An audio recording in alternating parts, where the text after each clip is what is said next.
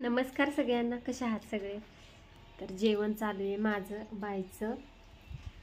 बाईने केली गवारीची शेंग, चपाती आणि मी केली मटकीची भाजी, अशी उसळसारखी केली होती आणि चपाती, लोणचं.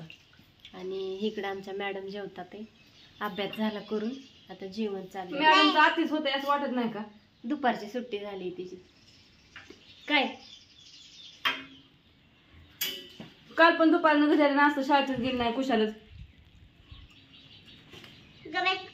ऐ काय म्हणली?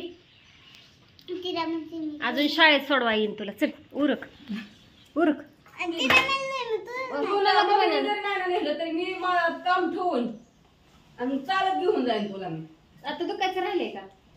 पोटभर जेव नका ना, आणि दप्तर सोडून येते मी 2 मिनिटात. काय प्रार्थना पण झाली हो दे की मग. प्रार्थनेपाशी काय आहे तुझं?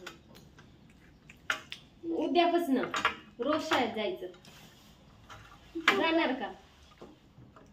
काही झालं, पोट दुखलं, डोकं दुखलं, हात दुखला तरी काही सांगायचं नाही. तू काही नाटकं केली तरी तू शाळेत जाणार. तू लोक दुखले तर तू पण शाळेत जा. मी का शाळेत जाऊ? जा. कशी बोलते बाबा.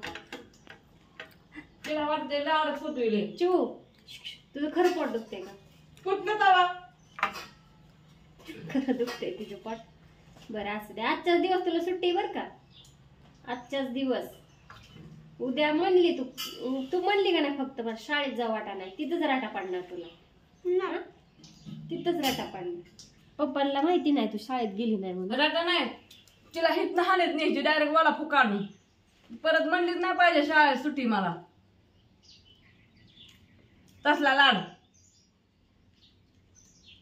असं द्या, हे जेवण करायला सगळ्यांनी. रडायचं नाही. जेवताना रडत नाही तर जाणार आहे का? उद्यापासून शाळेत जाणार आहे?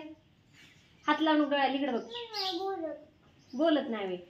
नाही बोलले तरी चालेल, पण शाळेत जावं लागेल तुला. तर असू द्या, आवरले आज सगळं काम आणि जेवण करतोय. वाजलेत 11:30 वाजलेत. आज लवकर जेवते आहे का नाही?